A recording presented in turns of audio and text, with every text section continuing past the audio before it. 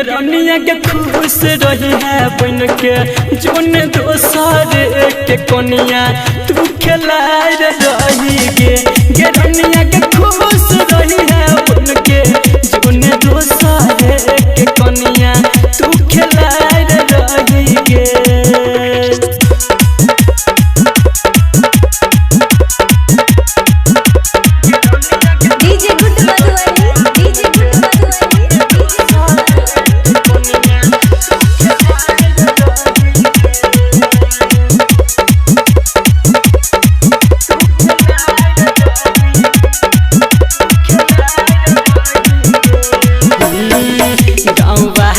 छौरी सबके देबै नदी लगे साई संगे चल जाय छै करै नदी लगे गाँव वाली छौरी सबके देबै नदी लगे साई संगे चल जाय छै करै नदी लगे मिलते मदद दै छै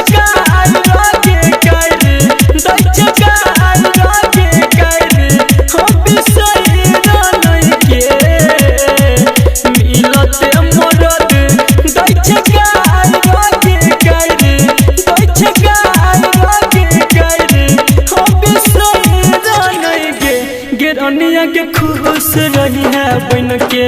जोन दोसर के कनिया तू खिलाए रही गे रनिया के खुश रही है बन के जोन दोसर के कनिया तू खिलाए रही गे।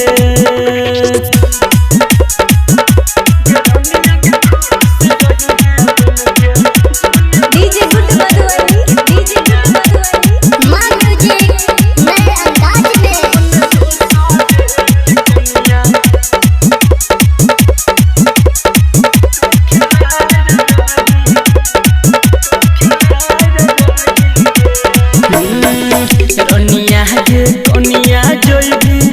दोसर के बन गे टोकबौ नहीं कहियो तोरा लागल यन गे हाँ सोइया के साथ चढ़बी गरिया पे फाइन गे कहियो नहीं टोकबौ तोरा लागल यन गे राइटर रंतोष कहन तूने जाई रोशन देबो गाय के छोड़ी गलौ जाय नहीं गे सनदी पशुमन कह छोड़ी आदिल तोरिया हे के छोड़ी आदिल तोरिया देबो गाय नहीं गे रनिया के खुश रही है बन के जोन दोसर के कनिया तू खिलाए रही गे।